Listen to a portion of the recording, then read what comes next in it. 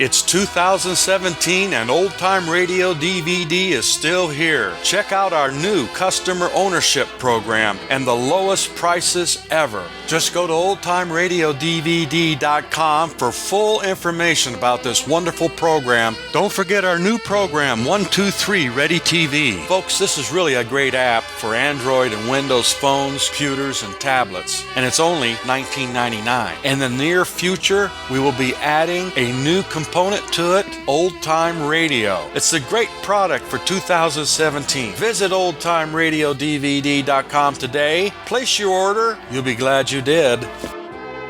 Lux presents Hollywood.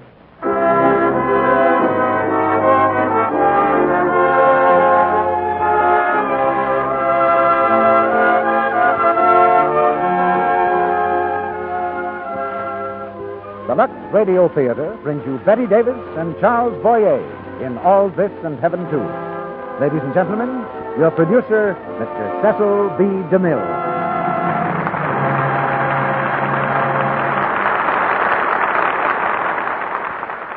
Greetings from Hollywood, ladies and gentlemen. Some years ago, I owned a little white house on a hill high above Hollywood and rented it to a young lady who was just getting started in pictures. She always paid the rent on time and was in every respect a model tenant. It became increasingly evident as the Academy Awards piled up that she was a model actress, too. Her name was Bette Davis. I've never been Charles Boyer's landlord, but I've admired his great talent ever since he came to Hollywood. And so we believe tonight is one of the really great nights in the history of the Lux Radio Theater, because we brought these two together in All This and Heaven Too.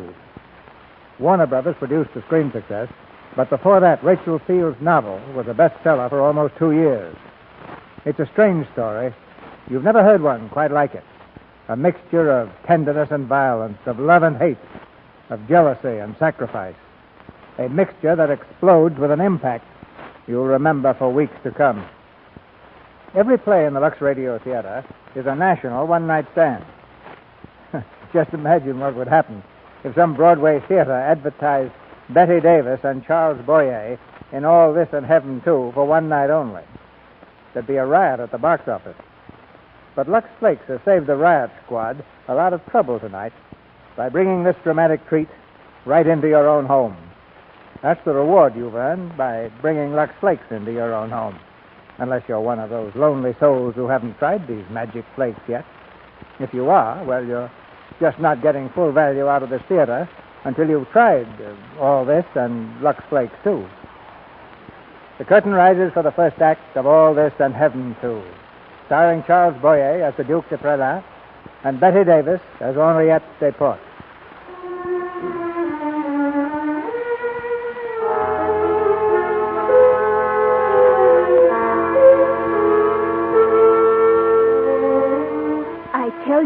Mademoiselle D. Who's Mademoiselle D? Why, she's notorious. There was the awfulest scandal In France. But what did she do? Oh, nothing. She was just mixed up in a murder, that's all.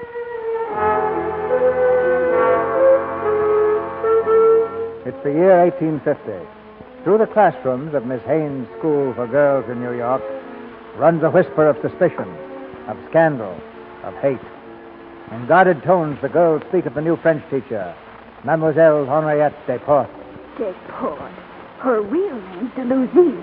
She has yet to teach her first class, but already judgment has been passed upon her. Now the door to the classroom opens, and Mademoiselle Desportes enters. She's nervous and frightened. By her side is the principal, Miss Haynes. Quiet, please. Young ladies, it is with great pleasure that I've come here this morning to introduce you to your new instructress in French, Mademoiselle Henriette Desportes. I'm glad to welcome her to our little school, and I trust that you will have the good sense to profit by her teaching. You may take over, mademoiselle. Thank you, Miss Hale. Bonjour, mademoiselle. J'ai été mise ici comme votre maîtresse. Avant la fin de l'année, j'espère que je serai devenue votre amie. And in your language, good morning, young ladies. I've been placed here as your teacher, but before the year is out, I hope I will have become your friend. Well, so much for that. You will open your literature books to page 1, please. I will select at random from the rolls. Agnes Brivourt, will you start reading, please? George. She doesn't look like a murderess, does she? My sister told me all about it. There was a duke or something mixed up in it. His name was Perlin. Perlin? He was married, and she... Look at him. Anyway, she went to prison. I know that. Just a moment, please. That young lady over there. What is your name, please? Emily Schuyler. Mademoiselle Schuyler. You seem to be doing a good deal of talking. Perhaps you have a question. Oui, mademoiselle. But I'm not sure that you'll like to answer it. What is it, please? Could you tell me how you spell conciergerie? I beg your pardon? I'm asking you how you spell conciergerie. I think it's the name of a French prison. Why do you wish to know? I mean, that particular word. You said yourself we were here to learn. Of course. Conciergerie.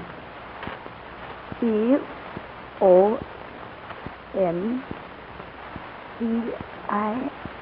And then you might tell us how you spell the name Perlin. If you'll all excuse me, please.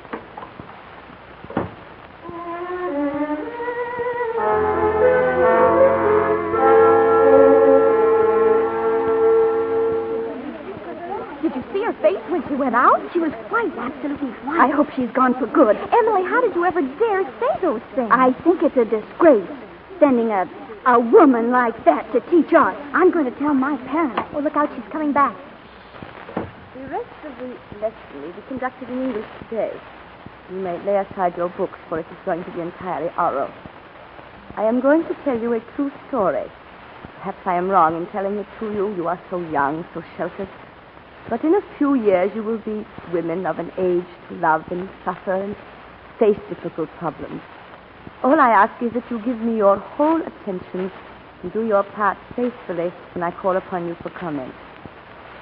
For most of our story, we will be in Paris, in a large and beautiful house, the residence of the Duke and Duchess of Perlin. It is of the governess in this household I shall tell you. On a February morning, some years ago, the governess was just coming to take up her position there. She had come from England, and in the bag she carried was a letter of recommendation from her last employer. She could not know into what unexpected adventure the letter would carry her. And even more, how another letter would one day bring her world down in ruins. She found the house, a fashionable section of Paris. She walked through the heavy iron gates and rang the bell of the great front door. Then an old man who was sweeping the courtyard stopped his work and spoke to her. Are you thinking of joining this household, mademoiselle? I hope I'm to be the new governess. Hope, did you say? You would not enter this house of your own free will? You find that amusing? Yes, quite amusing. You see, young lady, I not only sweep the courtyard, but I wash the windows as well, and I see a good deal. I am old Pierre, the handyman, and there are things I could tell you. Many things. Yes? I'm expected. Henriette report. Oh, yes. Follow me, mademoiselle. Thank you. Everyone in this house knows the pleasure you take in humiliating me. I have no wish to humiliate you, Francis. My It is decision... every day of my life humiliation. I'm your wife. We're both young and yet we're Please, in the name of your pride, Francis. Come in. Mademoiselle Henriette Desforts. Madame la Duchesse, I trust I am not too early. Really, What time is it? You asked me for 11, but if I am inconveniencing you, madame... Please make yourself comfortable, mademoiselle. Would you sit down here, please? Thank you, Monsieur le Duc. Madame, please allow me to express my gratitude for the compliment you've paid in summoning me to discuss your children's education. I sent you my letter of reference yesterday. I hope it was satisfactory. The reference? Oh, yes, quite so. As I remember, it was excellent. There must, of course, be much more that you would wish to know about me. I, for my part, should wish to know more about the children and what is expected of me. Well, the requirements are about the same as your last position, Mademoiselle Desforts. We want a governess to take full charge of the children's education and supervise their music, drawing, and behavior. I'm afraid there'll be quite a handful. We have 3 girls. They are at that difficult age from 7 to 13. I understand, monsieur. Then there is a boy who was born some years later. Reynald, who is not quite 4. Oh, he's a bright little fellow, but his health... Reynald is sensitive, like me. For years before he was born, I was made ill and unhappy. And he'll always bear the marks of my suffering. Please, Francis. I think we can bring this interview to a close, Mademoiselle Desport. In view of your excellent reference, a trial of the post is yours, if you would like it. Before you commit yourself, monsieur. Oh, this is very awkward. If I come, I shall have to ask you to call me by some other name than Desport. Am I to understand that your name is not Desport?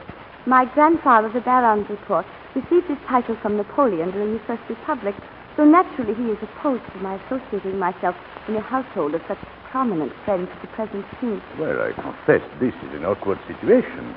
Mademoiselle? Lucy, I chose that name to keep my initials intact. So this is what comes of your wanting to make a change, Tale. We're to take in someone to teach republicanism to our children. I give you my word, madame, that I would not allow my political beliefs to affect my teaching of your children. But if these things make a difference in your feeling, I would understand. Oh, that must be the children. I asked Mademoiselle Maillard to bring them by to meet you. Does that seem necessary now, Tale? Papa! Come in, children. Come in, Mademoiselle Maillard. Children, you will be quiet. Your poor mother's nerves will be shattered. Mademoiselle Maillard, this is Mademoiselle Delusy. Mademoiselle. Come on. Come, make your curtsies, children. This long-legged colt is Isabelle, the eldest. Why, Isabelle, you're already a young lady. Yes, mademoiselle. And my little Louise. Louise, what lovely hair for curling. Oh, may I curl my hair? Mademoiselle Maillard says I can. Louise, of course not one of you children has so much as said good morning to your mother. Good morning, Mama. There. Good heavens, child, don't spill Mamma's ink. It's Mademoiselle Maillard. I'm not spilling. I'm drawing. Such a beautiful child. Yes, a little headstrong, but very lovable, if one can win her over. No, Reynald, come away from there at once. You bad boy. Pick Mamma's flower. Oh, she shouldn't. For that, you will stay at home today when we drive to the Guignol. Whatever made you do such a thing? It was for Mademoiselle to put on her dress. Oh, well, that was kind, Reynald. A very kind thought. But you should have asked Mamma's permission first. Perhaps if you do so now, she will let you give it to me.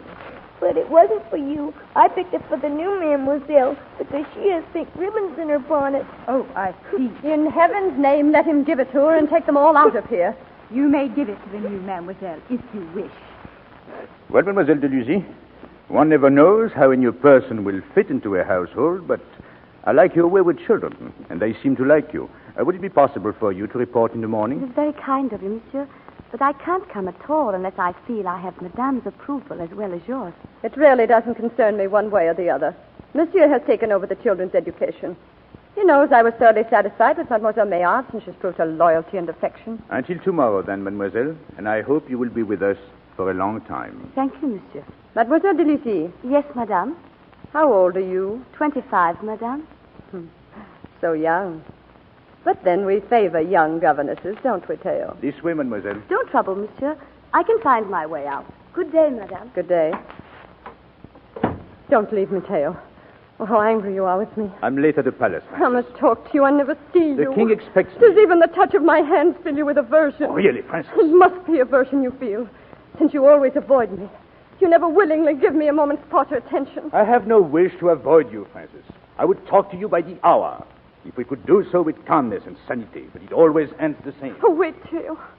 Oh, how cruel you are. Take the children. Take them. You know I care nothing about them, about anyone but you. If I promise I'll never again torment you with my anger and my mistrust. If I promise... You don't know what you're saying. Teo! Oh, I hate you. I loathe you. You're wicked. Wicked.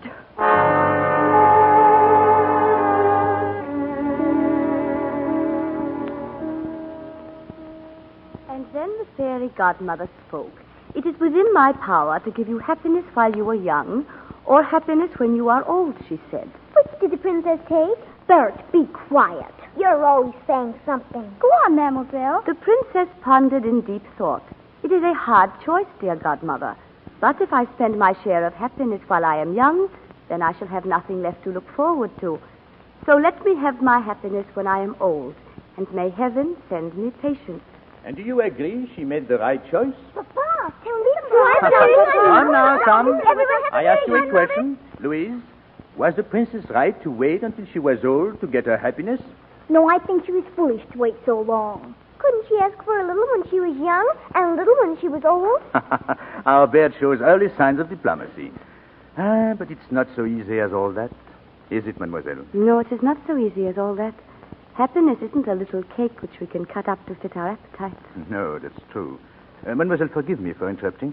Is it time for lessons now? Yes, monsieur. The girls have their history, and Reynald is about to retire into a corner with his alphabet and his sniffles. What is this? Sniffles? Reynald didn't invite them, Papa.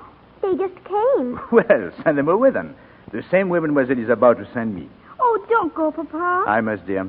Mademoiselle, may I see you outside? Of course, monsieur. Goodbye, children. Goodbye, Papa. Goodbye, Mademoiselle. Goodbye. Yes, monsieur.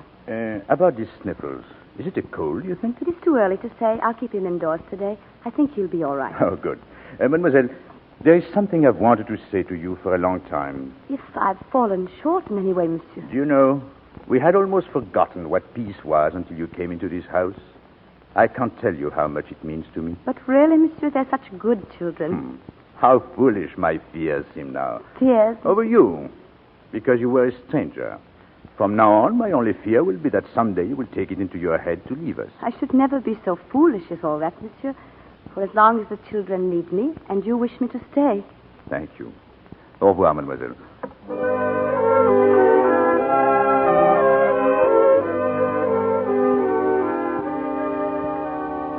Now, children, once again.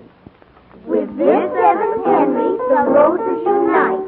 His was the red, his white was the white. Oh, there, darling. The song is to learn history to, not to dance to.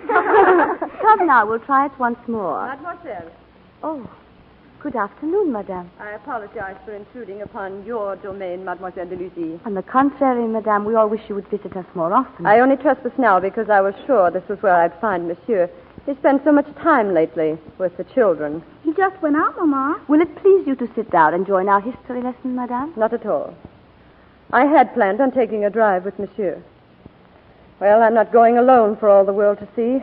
Dress, Reynald. I'll be waiting at the carriage. Oh, I'm sorry, madame, but Reynald can't go out this afternoon. What did you He say? has coughed once or twice, madame. It may be a cold. Do I understand that you forbid me to take Reynald, Mademoiselle de Lucy? Oh, no, madame, but it's such a raw afternoon, and monsieur himself agreed. Is it among the numerous authorities conferred upon you by Monsieur that you dictate to me concerning my own children? If I spoke hastily, madame, it is out of concern for Reynald. Sincerely, I meant no offense. If you will only choose one of the other children. Dress Reynald at once. I'm still mistress in this household, Mademoiselle de Lucy. Yes, madame.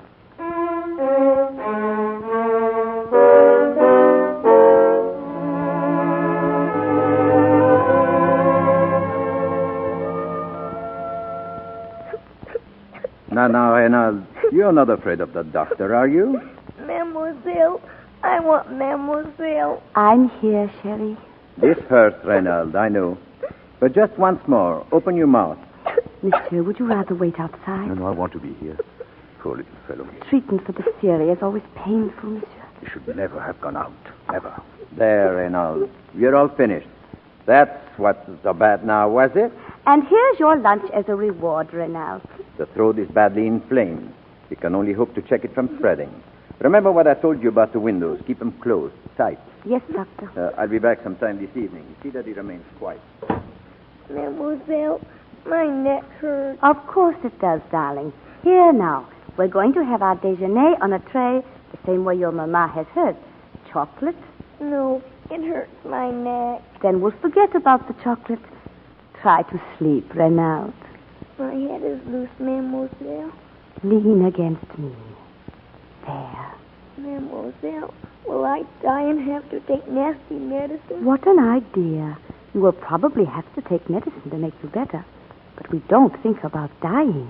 But my white rabbit died, and I loved it better than the brown one that didn't. Hush, darling. You're going to sleep now. That's right. Close your eyes. Close your eyes. Poor little Reynald. He's so pale. It seems a shame to shut out the air and the sunlight, especially with the warm spring coming. Yes, it does seem a shame. Mademoiselle, you must know the thanks I feel for what you're doing. When Madame understands, I'm sure she will be grateful, too.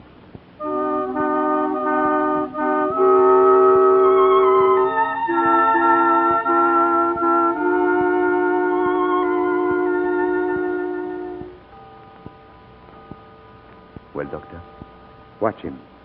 Keep him quiet and well covered. That is all any of us can do now. I expect the ultimate change for better or worse before night. We can only hope his strength will carry him through the crisis.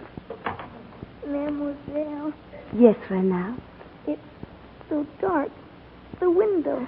No, darling, the doctor thinks not yet. Perhaps tomorrow. What is it you want so much? He complains of the dark and the closeness. Yes, it is stifling in here. He won't believe me when I tell him how green the garden has grown and that the almond tree is really in bloom. He begs to look out. And if I had my way, I'd let him. The garden.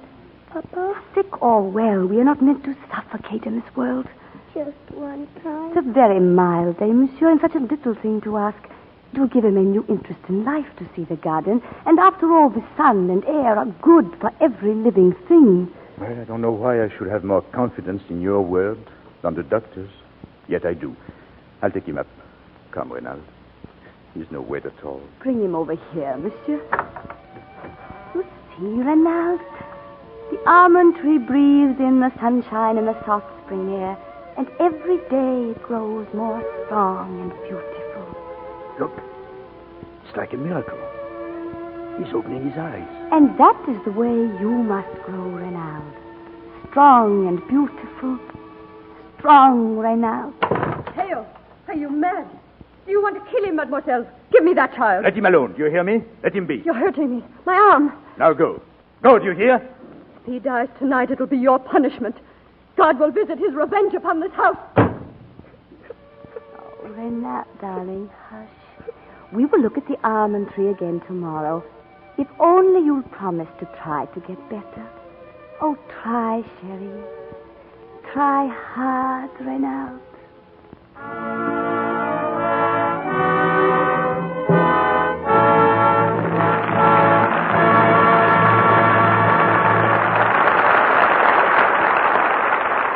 After a brief intermission, Betty Davis and Charles Boyer bring you the second act of All This and Heaven Too. Now, we're going to whisk you straight away to the home of the Seldons. James Selden is just getting home from a trip.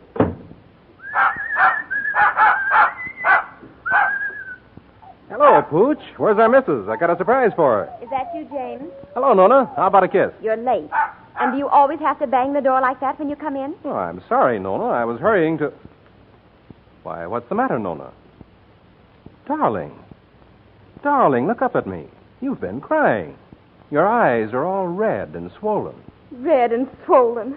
Everything seems to be red and swollen. Just look at my hands. I look like a dishpan drudge because we can't afford a maid.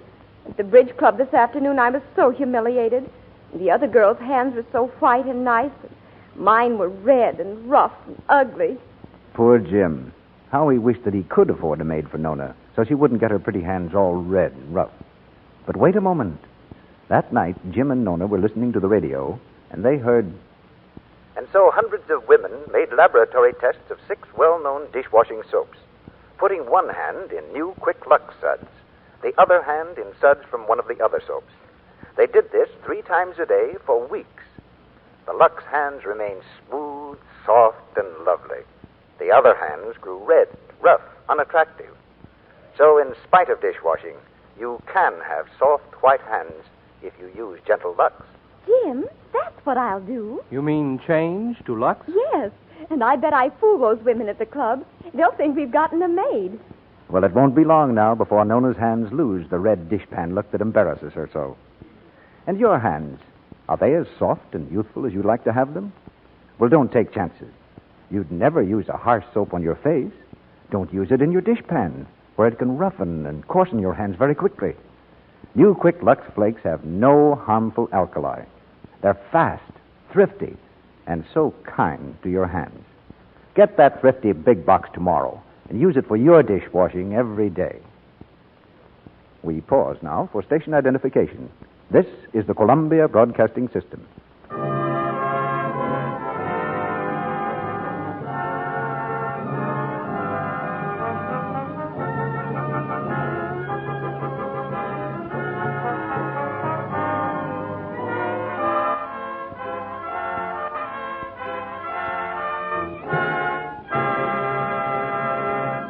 Act 2 of All This and Heaven 2, starring Charles Boyer as the Duc de Prelin and Betty Davis as Henriette Desportes.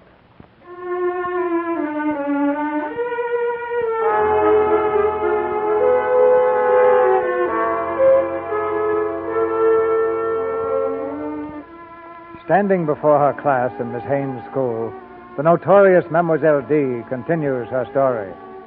In a quiet voice, she tells them of a governess in a French home, a girl admired by the master, loved by the children, and hated by the mistress.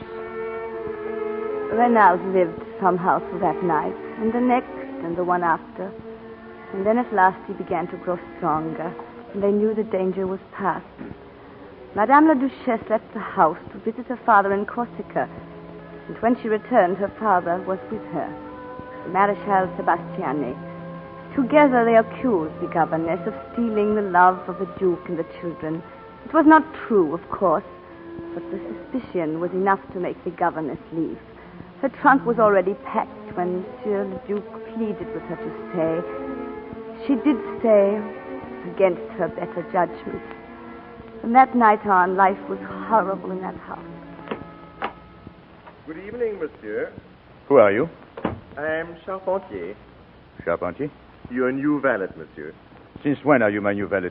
Since this evening, monsieur, when the Marechal Sebastiani was kind enough to employ me. Oh, the Marechal hired you. Yes, monsieur. How thoughtful of the Marechal. Shall I prepare you for bed now, monsieur? No, thank you. I'm quite capable of preparing myself for bed. Is there anything I can do for you, monsieur? Yes, you can get out. Tell your master, the Marechal, I will give him a complete report of my activities in the morning. But get out! Yes, monsieur.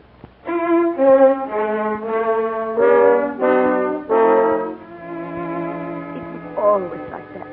Servants spying, suspicion, hatred. Early that fall, the family was to leave for the country house in Melun. Madame refused to go. I won't go. Not with that woman you've chosen to replace me with. There were tears and threats. I'll put myself out of your way. I'll never trouble you again. I'll kill myself. In the end, the governess left with the children. They stayed at Melun for a few weeks. And then the Duke arrived, alone. One evening, after the children were asleep, he and the governess sat laughing over some silly joke. The Duke was in a very gay humor. You see, I can conceal nothing. Even an old friend reminds me that I am next door to being a grandfather. That's ridiculous. Here at Melun, you're the youngest child of all. Why shouldn't I be? Mademoiselle, don't we all like to hark back to the time when we were the happiest? Here at Melun, I can forget. But what about you? We've always talked about the children. It's been Mademoiselle this and Monsieur that. There's been so much I've wanted to know about you. What shall I say? Well, did you have a happy childhood? Well, I was alone. There was my grandfather, but he never quite forgave me for having been born. He had his reasons. Was that why you became a governess? Because you were alone? I've often wondered. Since I love children, what better? Marriage? You would grace any home. I can never marry, monsieur. Can you tell me why you say that? There is some mystery in my birth, just what grandfather would never tell me. Either his son married someone beneath him, or it was worse than that. It hasn't always been pleasant to live with this blank in my life. I feel like one of those silhouettes artists cut from black paper. Just the outlines of a person standing against nothing. How dreadful for you. Oh, forgive me. I really don't want to make you feel sorry for me. I have the children, and if they're not mine, I sometimes imagine they are. And when I tuck them into bed and know they will wake up in the morning still loving me, life is good. Well, of course, I should not quarrel with the good fortune that brought you to our house. But as your friend, I could wish you something quite different. What, monsieur? Well, it would make me most happy to think of you seated in a chair before your own fire, with your own children playing near at hand, and your own husband looking at you and counting his blessings. Thank you, monsieur. I must go up to the children now. No, please don't go. Don't even move. Why? Oh, I might say don't move because as you sit there, the firelight is so beautiful on your hair. I might say don't move because it is All Souls' Day and you mustn't disturb the spirits. And then again, I might say don't move because this is a moment so full of understanding that I can't bear to have it come to an end. Monsieur, you're very kind. I know you're tired. It's been a long day. No, I'm not tired. I'm frightened. Would you have preferred I hadn't come here to Milan? Oh, no, and I can't deny it's been beautiful here these few days, and I've tried not to think of the accounting you will have to give. Whatever comes, I promise you that you will not have to face it. This time I can't help feeling that you will pay dearly. I always pay. Sometimes I pay most for what I never had. It is not unfair that for a few days I have had what it is beyond my power to ever pay for. I beg you, monsieur. These few hours, this little glimpse of what life might have been, I haven't asked for more. No. And if it had been only 1 hour or 1 minute, it would have been worth throwing away everything for.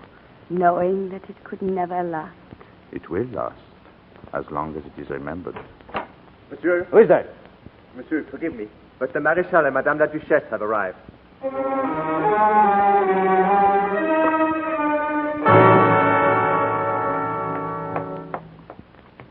Just a moment, Mademoiselle de Lucy. Madame, I thought Monsieur is downstairs. I know where Monsieur is.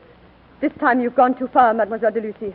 You are to leave this house into which you've brought evil and sin. Yes, Madame, there is evil in this house. But it was here before I came. It was not I who brought it. What intrigue there is beneath your mask of innocence.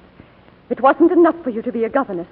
You must conspire to become the mistress of my house, to steal away everything that was mine, the affections of my children. Affections cannot be stolen, Madame. They are given freely or not at all. We won't consider the children. You never have, Madame. You've never given them a thought, except a jealous one, because he noticed them. And you use them to attract him, to separate him from me. It can't be possible that you have finally deceived yourself into believing that. Are you without one shred of decency? How dared you entice him to come to you here? To confess that you and he... To admit openly, without delicacy, that... Why do you stop? I challenge you to accuse me. I'm not here to accuse. I'm here to dismiss an unsatisfactory servant. If you will agree to leave without making a disturbance, I'll help you to get another position. I'll send you a letter clearing your name of scandal, praising you as the most excellent of governesses, affirming that you're leaving of your own free will. But, Madame, what are the children? I promised Monsieur that you... You needn't worry. A man who has found it so easy to replace a wife will not find it difficult to replace a governess.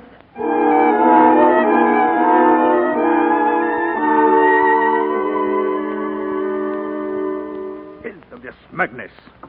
To believe that you and I, here, with the children here... Monsieur... All right, you were. To think that we could escape, even from one moment, from their pious hypocrisy. Sometimes I think they'll never stop until I'm mad. Forgive me, Harriet. We both knew how it had to end. Yes.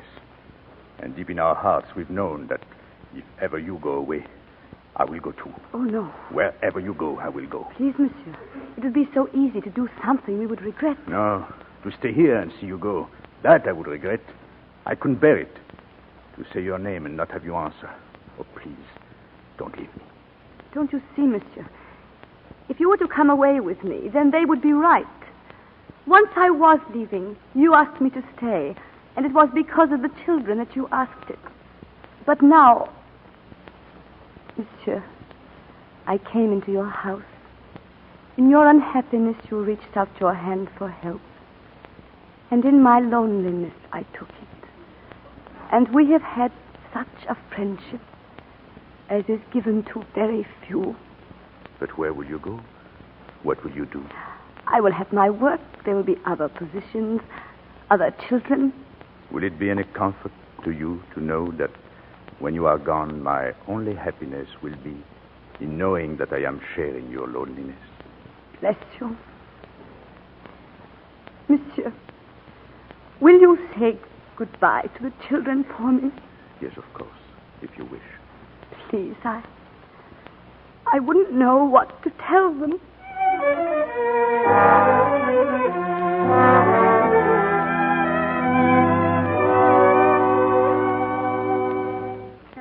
All I can say is that I can't wait on and on and on. How long has it been? Almost 8 months. I know. I'm sorry about the rent money, Madame la Maire. I never intended to be a burden to you. And I never intend to let you, mademoiselle. If you wish me to leave. Nonsense. Where would you go? I don't know. All right, yet let's be practical. You know the fix you're in as well as I do. A governess has only one stock in trade, and that's her good name. You threw yours away. Surely you don't believe that. Well, when I was young, they used to say that people only threw stones at trees that were loaded with fruit. But I'm an old friend of yours, and I believe you instead of gossip. But no one else will ever believe you until you produce a letter from the Duchess. She promised me a letter. Yes, so you've told me. Let me see. That was November. This is August. I've written to her over and over. Hand me such a letter and I'll see you get work. Without it, you'll never work any place. I know. What does Monsieur le Duc have to say about all this? I haven't told him. You haven't? Well, you'd better, young lady, or I will. Oh, no.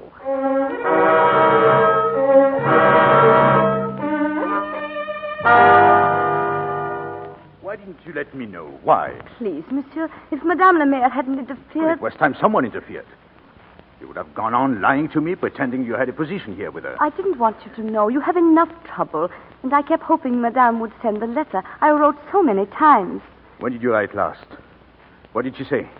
She never replied. Yes, that would be her answer. When the weak are also cruel, we should beware of them, my friend. The weak know how to use their power. They've got fat, white hands with which to squeeze and squeeze. Monsieur, stop. You frighten me. I frighten you? The look on your face. Oh, is it as noticeable as that I'm going mad? Please, let's forget the letter. I'll manage. Come to the house tomorrow. Come at 2 o'clock. No, I'll go back to England. Monsieur, I'll do anything. Come tomorrow. I promise you'll have the letter.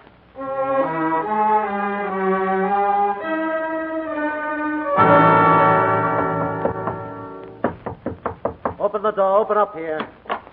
What is it, please? Police. Are you Henriette de Luzy? Yes. Then come with me. Come along. But why? You can't arrest me without telling me. I can tell you.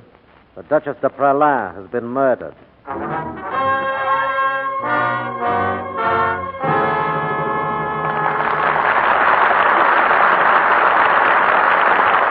In a moment, Mr. DeMille presents Act 3 of All This in Heaven 2, starring Betty Davis and Charles Boyer. But now, let's talk about Christmas. You know how lovely the Christmas trees in the woods look after a snowstorm, with the delicate frosting of soft white snow on their branches? Wouldn't you like to have a frosty, snow-covered Christmas tree in your living room all through the holiday season? Well, you can. Yes, you can make wonderful, long-lasting, real-looking snow for your tree out of Lux Flakes. The same pure white flakes that you use for washing all your pretty things. It's a lot of fun to do, and it makes a really different and very inexpensive decoration. Here's how you make this Lux Snow. Empty a big box of Lux Flakes into a large bowl.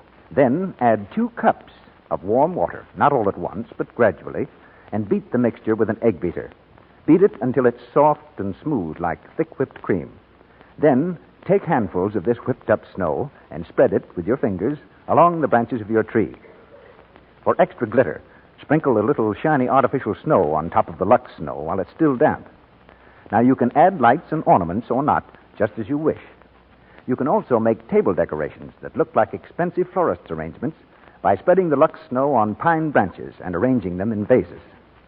Now, if you have a mirror over a mantel or a table, put some of the Lux Snow-covered branches in front of it so you can get double enjoyment by seeing them and their reflection, too.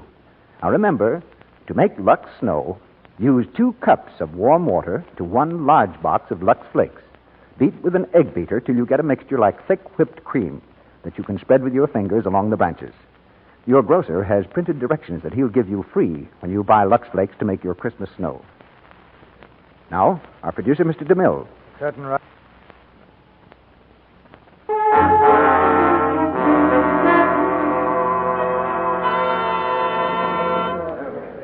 I call your attention, Mademoiselle de Lucy, to the fact that in your first questioning, you made a most violent avowal of your own guilt in this crime. I said I should not have asked for the letter.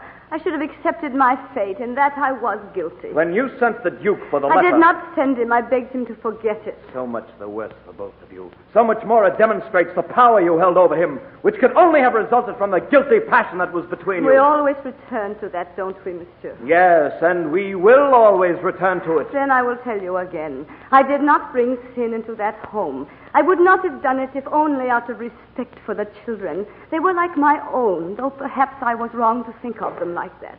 Can't you understand that it is possible to love honestly? Can you call it an honest love when it results in a violent crime and death? Yes, monsieur, it was honest. There was never anything evil between the Duke and myself in the past, and there was no future evil intended. Mademoiselle Delucy, I have news for you that will make you speak. What more can I say? I advise you to prepare yourself for a shock. The Duke de Praslin has taken poison. Oh, no! Yes, mademoiselle. Oh, no! Even now, he is dying in the most painful agony. His act can have but one meaning, that he admits his guilt. But to you, it must have a frightful significance, and I ask you to consider it. Plainly, mademoiselle, he deserts you. I call upon you now to denounce this man who betrayed you.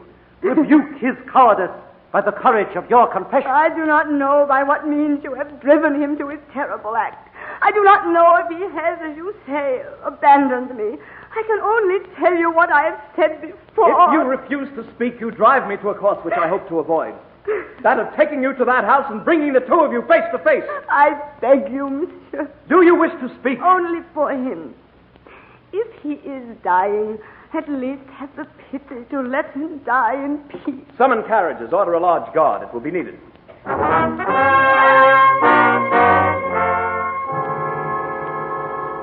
Monsieur, we are here to question you for the last time. I haven't the strength to say anything. We only want a yes or a no. Are you guilty in the murder of your wife?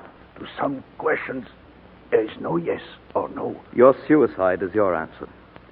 Was it not your guilty entanglement with Henriette de Luzy that drove you to the madness that possessed you?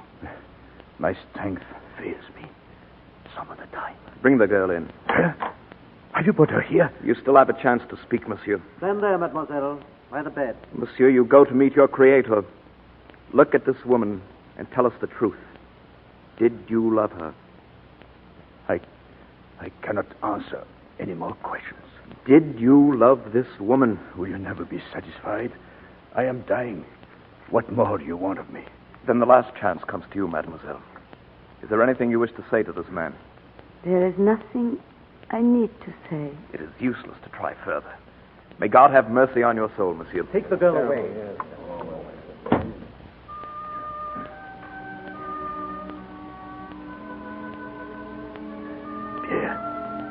Pierre, where are you? I am here, monsieur. Oh, lean close. Listen carefully. You are the only one that I can trust. Oui, monsieur. There is little time. I want you to tell her something. Why I took poison. She may think that I was afraid. But I was not afraid for myself. Do you understand? No, monsieur. You heard them. Did you love her? Did you love her? I could not have borne it for long. I would have said it to their faces. Yes, I love her. With every drop of blood in me, I worship her. If I had lived, she would have been condemned to death. And so I chose to die. My only regret is that I have offended my Creator. And of him, I ask forgiveness. But except for that, I have no regrets. I loved her. I will tell her, monsieur. Yes, Pierre, you tell her. Say the words that I could never say to her. Perhaps she knew. I think so. I think she knew. They can never harm her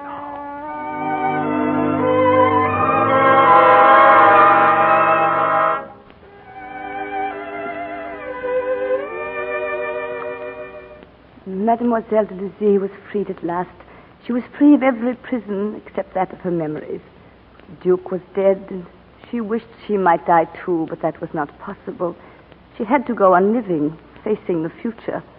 And what future was there for her in a place where she was hated, where the crowds on the street would gladly have torn her apart? I cannot tell you her emotions as she approached this strange new country.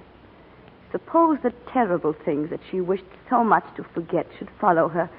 People can be as cruel in one country as in another. They find copies of old newspapers and stir up what is best forgotten. They can exchange sly glances and whispers. And although they perhaps mean no harm, the ugly story spreads and grows until there is no peace for her. Not even in America. Oh, Mademoiselle, please don't go on. Please. It is for you to tell me the end of my story. You girls who face your own lives are to decide mine. You, Emily Schuyler. Now that I have spelled conciergerie for you, is there anything more you would like to know? I'm sure you'd like to ask some questions.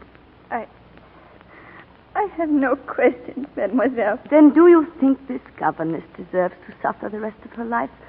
Or do you think she has earned the right to continue her work in this country where so many before her have taken refuge?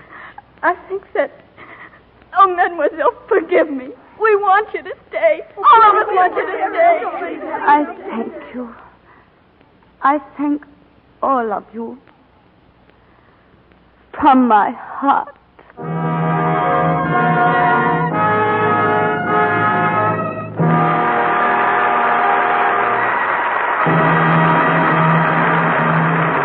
Our stars will be back in just a moment for their curtain calls.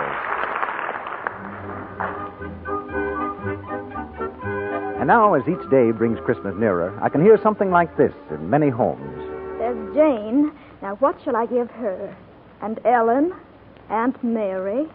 Oh, yes, and young Betty. I know. They'd all like stockings this year. Yes, that's a gift that every girl will welcome. This year more than ever. Stockings. But ladies, when you lift them out of their Christmas wrappings, make yourself a promise to give those precious stockings the gentle care they deserve so they'll last and look lovely for a long, long time. Give them gentle Lux care after every wearing. Here's what happens when you Lux stockings each night. First, you remove the soil and perspiration that can weaken the fibers. Second, you save the elasticity that makes stockings fit and wear. You've seen a rubber band all dried out, its elasticity gone. It breaks at a touch. Well, your sheer stockings break easily, too, when elasticity is gone. Then runs pop. So it's important to save stocking elasticity with gentle Lux care. And new Quick Lux Flakes are so fast. Why, in water as cool as your hand, they suds 3 times as fast as any of 10 other popular soaps tested.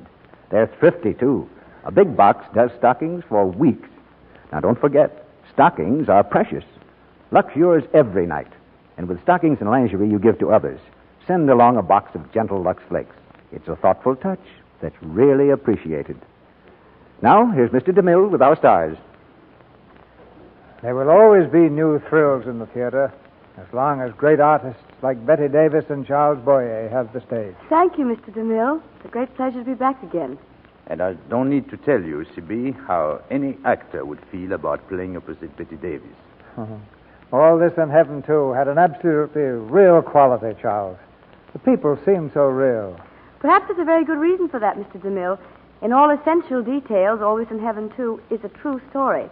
The character, Henriette Desportes, was a great aunt of Miss Rachel Field, who wrote the book. Yes, and the case of the Duc de Praslin is very famous in the annals of the Paris police.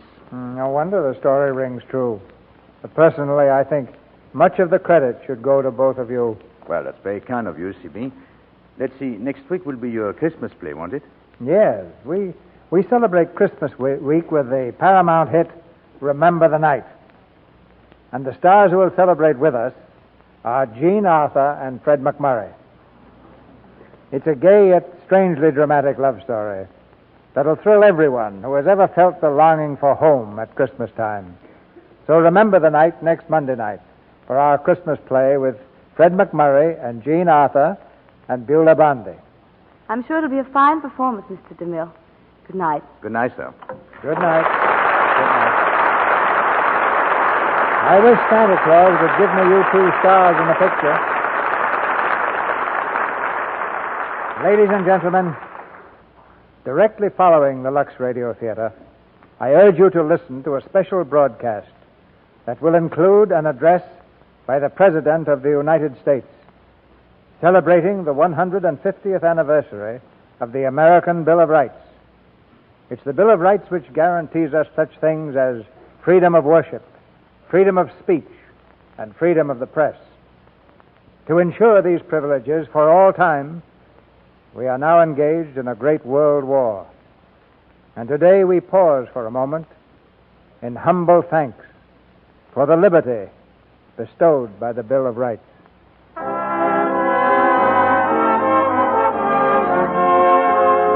Our sponsors, the makers of Lux Flakes, join me in inviting you to be with us again next Monday night when the Lux Radio Theater presents Jean Arthur and Fred McMurray with Beulah Bondi in Remember the Night.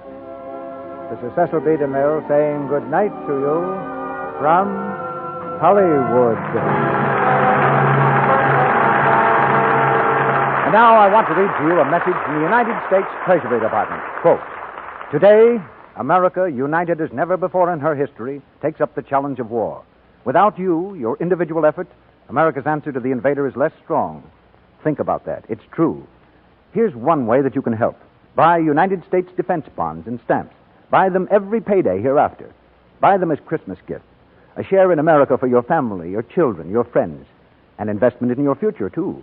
In 10 years, you get all the money you paid for them, plus as much as 33 1/3% more in interest.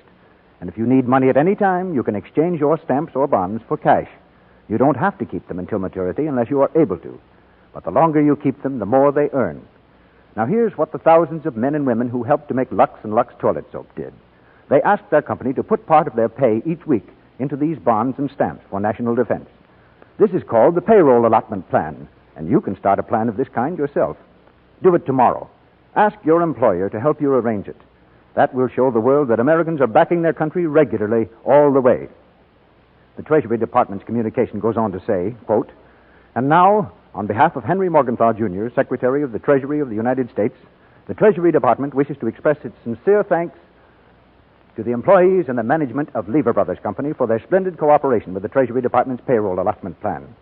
As early as last May, the makers of Lux and Lux toilet soap adopted the plan and have been faithfully carrying it through ever since. Today, they are glad to have been the first in their district to have done this. And they are more enthusiastic than ever over the payroll allotment plan.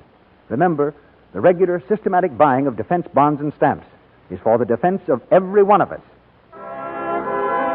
Betty Davis appeared tonight through the courtesy of Warner Brothers Studio and will soon be seen in their production of The Man Who Came to Dinner. Charles Boyer's current picture is the Universal production Appointment for Love. Heard in tonight's play were Bea Benaderet as the Duchess, Edgar Barrier as Broussais, and Jeff Corey as DeLonghi. Tune in next Monday night to hear Fred McMurray and Jean Arthur with Beulah Bondi in Remember the Night. Our music was directed by Louis Silvers, and your announcer has been Melville Ruick.